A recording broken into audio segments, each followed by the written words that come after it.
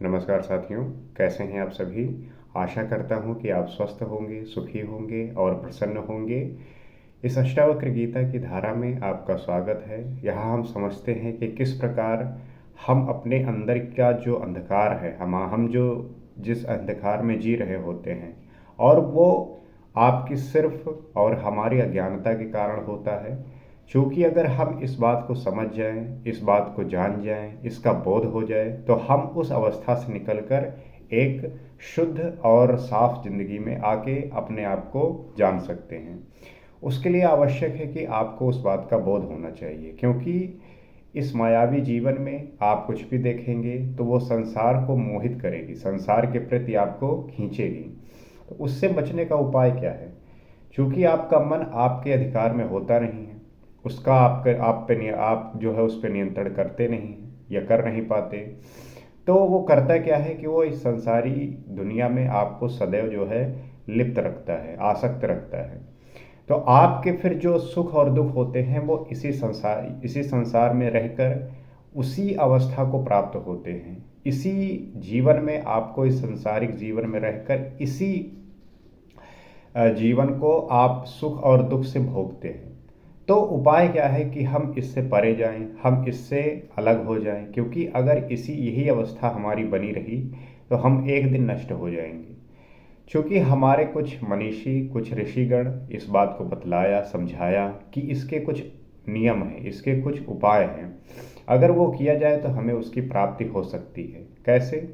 तो आइए देखते हैं और समझने का प्रयास करते हैं कि ऐसे कौन से सूत्र हैं जिनको अगर हम अपने जीवन में अप्लाई करते हैं तो वो जो प्रश्न हैं अपने हमारे जीवन के, वो बड़ी आसानी से सॉल्व हो जाते हैं। अप्रयत्ना तो प्रयत्नाद्वा मूढ़ो नाप्नोति निवृत्तिदम तत्व निश्चय मात्रेण प्रज्ञो भवति निवृत्ता। अज्ञानी मनुष्य प्रयत्न या अप्रयत्न द्वारा परम सुख को प्राप्त नहीं होता, जबकि ज्ञानी पुरुष यथार्थ तत्व का निश्चय मात्र करने के परिणाम स्वरूप परम सुखी हो जाता है। तात्पर्य क्या है कि अष्टावक्र जो कह रहे हैं कि आत्मज्ञान उपलब्धि का महत्वपूर्ण तथ्य प्रकट करते हैं कि मन की अनेक वृत्तियां हैं। आप इस बात पे गौर करके और जानने का प्रयास करिए कि आप जो है 1 मिनट में क्या क्या कुछ सोचते हैं।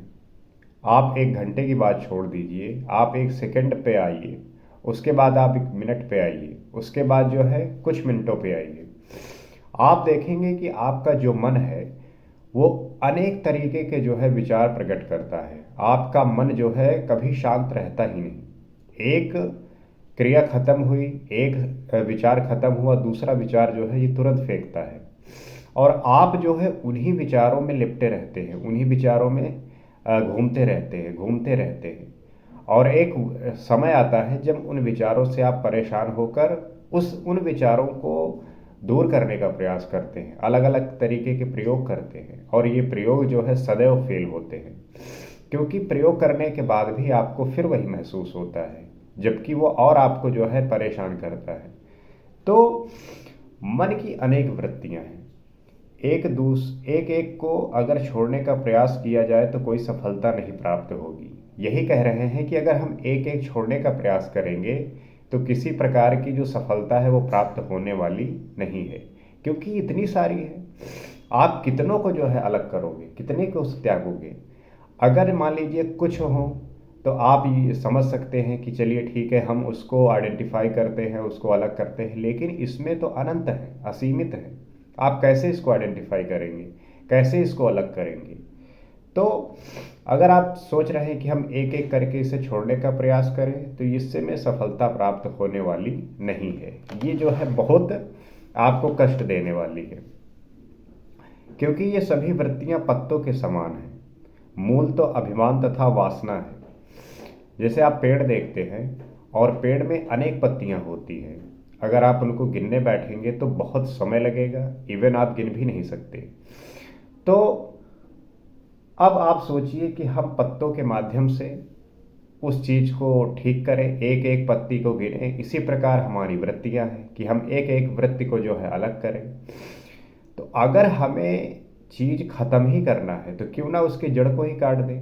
अगर पेड़ के हम जड़ को काट देंगे तो पत्ती भी खत्म हो जाएंगी। तो जो अभिमान है और वासना है, जिनकी उपस्थिति में यदि वृत्तियों को काट भी दिया जाए तो वे नए नए रूपों में प्रकट होती रहेंगी। तो जड़ को काटना जरूरी है। अगर वासना अहंकार आपके अंदर विद्यमान है तो वो जो पत्तियां हैं वो सदैव जो है, जो वृत्तियां हैं मन की, वो सदैव जो है जागृत रहेंगी। आप सोचिए कि आप डाल काट दे रहे हैं, आप जो है कोई टहनी तोड़ दे रहे हैं, पत्ती तोड़ रहे हैं, लेकिन अगर जड़ के साथ वो पेड़ खड़ा हुआ है तो नई पत्तियां आ जाएंगी, नए शाखाएं आ जाएंगी और उसका जो है कभी नाश होगा नहीं। तो अगर आपको समूल रूप से नष्ट करना है तो जड़ से उखाड़ फेंकना होगा। क्या? अपनी वासना और अहंकार। मूल को सींचते रहो और पत्ते को काटते रहो, इससे कभी भी उपलब्धि नहीं हो सकती। आप सोचिए कि आप पेड़ को पानी देते रहे और पत्ती को तोड़ते रहे, तो इस प्रकार से पत्ती जो है, वो पेड़ जो है सूख सकता है? ऐसा हो ही नहीं सकता। आपको पेड़ उखाड़ने की जरूरत है। आप जो है सोचिए कि मैं पत्ती तोड़ूं, फिर तो वो दूसरा आ ही जाएगा, क्योंकि वासना और अहंकार तो आपके अंदर ही विद्यमान है। जो परेशानी का कारण है वो आपके अंदर ही है, आपके साथ है। तो उसको जब तक आप नहीं समाप्त करेंगे तब तक आप कैसे जो है सुख प्राप्त कर सकेंगे। और इसलिए महर्षि अष्टावक्र कहते हैं कि अज्ञानी पुरुष चाहे जितनी भी साधना क्यों ना कर ले, कितना भी प्रयत्न क्यों ना कर ले, कभी भी परम सुख को प्राप्त नहीं कर सकता। अज्ञानी जो है उसी पत्ती को तोड़ने में लगा रहता है और वो सोचता है कि उसके जो कष्ट है, उसके जो दुख है वो समाप्त हो जाएंगे। तो वो मूर्ख है, क्योंकि उस अगर आप जब तक पत्ती तोड़ते रहेंगे एक एक करके और आप सोचेंगे कि सारी पत्ती खत्म हो जाए, एक तरफ एक तोड़ेंगे दूसरी नई पत्ती जन्म ले लेगी। तो हमारे मन का विकार ही यही है कि एक विचार खत्म होता है कि दूसरा विचार जो है जागृत हो जाता है, आप फिर उसको जो है उसकी पूर्ति में लग जाते हैं। तो अगर समूल नष्ट करना है तो वासना और अहंकार को नष्ट करना होगा, उसका समूल नाश करना होगा।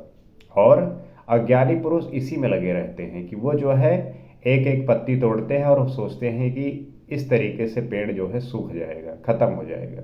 तो वो जो है निहायती मूर्ख है, इससे जो है कुछ भी फायदा होने वाला नहीं है। और कभी भी परम सुख को प्राप्त नहीं कर सकता। उसकी वृत्तियां शांत नहीं होती, क्योंकि उसके अंदर के अहंकार और वासना का नाश नहीं होता। तो उसकी वृत्तियां शांत होंगी ही नहीं। एक जो है एक की मृत्यु होगी तो दूसरे का जन्म होगा। अगर उसके, चूंकि उसके अंदर ही वो अहंकार और वासना जो है बैठी हुई है, जब तक उसका नाश नहीं होगा तब तक उसको जो है सुख नहीं मिल सकता, आनंद नहीं मिल सकता। जबकि ज्ञानी आत्म तत्व का निश्चय मात्र करने के फल स्वरूप ही परम सुखी हो जाता है, उसके संपूर्ण दोष मिट जाते हैं। जो आत्मज्ञानी होते हैं वो तो निश्चय मात्र से ही इस फल स्वरूप आत्म स्वरूप को प्राप्त कर लेते हैं, सुखी हो जाते हैं, क्योंकि संपूर्ण दोष मिट जाते हैं। ना ही प्रयत्न करना पड़ता है और ना ही किसी प्रकार की कोई साधना करनी पड़ती है। तो जो आत्म बोधित है, जो आत्मज्ञानी है, उसको ये सब करने की कोई आवश्यकता होती ही नहीं, क्योंकि उसके अंदर किसी भी प्रकार की वासना, किसी भी प्रकार की जो है इच्छा बची नहीं होती है, वो समाप्त होती है। इसलिए उसमें किसी प्रकार की जो है अशांति, असंतुष्टि नहीं होती। तो इसका एकमात्र उपाय है कि वो जो है व्यक्ति अपने आप को वासना और अहंकार से रहित करे, आशाओं से रहित करे। शुद्धम बुद्धम प्रियम पूर्णम निष्प्रपंचम निरामयम आत्मानं तम न जानन्ति तत्र अभ्यास परः जना। इस जगत में जो अनेक प्रकार के अभ्यासों में लगे हुए हैं मनुष्य हैं, वे शुद्ध स्वरूप, बोध स्वरूप, प्रिय रूप, परिपूर्ण, सभी प्रपंचों से परे, दुख रहित आत्मा को बिल्कुल भी नहीं, कतई नहीं जानते। मतलब क्या है? मतलब यह है कि आत्मा पवित्र है, वो निखालिस है, उसमें किसी प्रकार की कोई विकृति नहीं होती, वो ज्ञान स्वरूप है। तो जो सबसे पवित्र चीज है, जो सबसे पवित्र है, वो है आत्मा। और वो जो है किसी भी प्रकार की उसमें विकृति नहीं है, वो ज्ञान स्वरूप है। जो ज्ञान है उसमें विकृत कैसे हो सकती है? और जो पवित्र है वही आत्मा है, उसी की पूजा होनी चाहिए। जो पवित्र है उसी की पूजा होनी चाहिए, उसी की प्रार्थना होनी चाहिए। बल्कि स्वयं ज्ञान ही है, उसको जानने हेतु बाह्य ज्ञान की जरूरत नहीं होती। वो प्रिय है, परिपूर्ण है, सभी प्रपंचों से परे है तथा दुख रहित है। ज्ञान के विशेषताएं क्या है, ज्ञान है क्या, उससे मिलता क्या है? तो उससे ये मिलता है कि आप जो है दुख से रहित हो जाते हैं। जब ज्ञान होता है तो दुख जो है मिट जाता है। आप सभी प्रपंचों से परे होते हैं। ये जो प्रपंच चल रहा है संसारिक जीवन में अनेक तरीके से, उससे आप परे होते हैं। वो आपको जो है किसी भी प्रकार से रुकावट नहीं डालता, और वो प्रिय है और परिपूर्ण है। जो पूर्ण है, जो प्रिय है, उसके इस प्रकार के लक्षण से हम कह सकते हैं कि ये वो अवस्था है ज्ञान की जहाँ पे आपके तमाम तरीके के जो अनावश्यक कष्ट आपको देते रहते हैं वो अपने आप ही स्वतः ही खत्म हो जाते हैं। तो हमने अज्ञानता व शरीर, चित्त, अभिमान इत्यादि को स्वयं का स्वभाव मान लिया है, जो कि भ्रम मात्र है। हम अज्ञानी हैं, हम अज्ञानतावश में भरे रहते हैं, इसलिए जो है हमने शरीर को, चित्त को और अभिमान को अपना स्वभाव बना लिया है।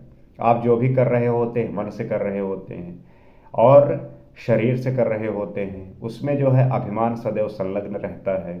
तो अब समझने वाली बात यही है कि जब इसको आपने स्वभाव मान लिया है तो जाहिर सी बात है कि ये भ्रम मात्र है, और भ्रम ही है। ये भ्रम ही है जो आपको भ्रमित रखता है, परेशान रखता है। और यदि आत्मा को जानना है तो केवल इस भ्रम को मिटाने की आवश्यकता होती है, अन्य कोई भी अभ्यास काम नहीं आता। अगर आपको आत्मा जाननी है तो एकमात्र उपाय है कि आप शरीर, आप चित्त, आप अभिमान से परे जाएं। जब तक इससे के परे नहीं जाएंगे तब तक आपको जो है आत्मा का ज्ञान नहीं होगा, आप बोधित नहीं होंगे, आप आत्मज्ञानी नहीं होंगे। आपके जीवन में दुख और सुख का जो चक्र है वो चलता रहेगा। इससे परे जाना है तो ये जानना आवश्यक है कि ये जो हो रहा है इसका मूल कारण क्या है। जब इस बात को आप समझ जाएंगे तो आपका जो सारे प्रश्न हैं वो हल हो जाएंगे। और यदि केवल इस भ्रम की आवश्यकता होती है। जगत में मनुष्य अभ्यास के माध्यम से आत्मा को जानने की इच्छा करते हैं, वे उसे कभी नहीं जान सकते। व्यक्ति को लगता है कि प्रैक्टिस से, अभ्यास से हर कुछ सब कुछ मिल सकता है। संसारिक जीवन में ऐसा होता भी है, जो अभ्यास करते हैं उनको जो है वो मिल ही जाता है। लेकिन अभ्यास क्या है? अभ्यास है एक बाह्य आरोपित बल, जो आप जो है लगातार उस पर काम करते हैं और एक दिन जो है आप उसको जो है जैसा चाहते हैं वैसा बन जाते हैं, जैसा करना चाहते हैं वैसा करने लगते हैं। तो ये एक जो है बाह्य आरोपित बल कह सकते हैं।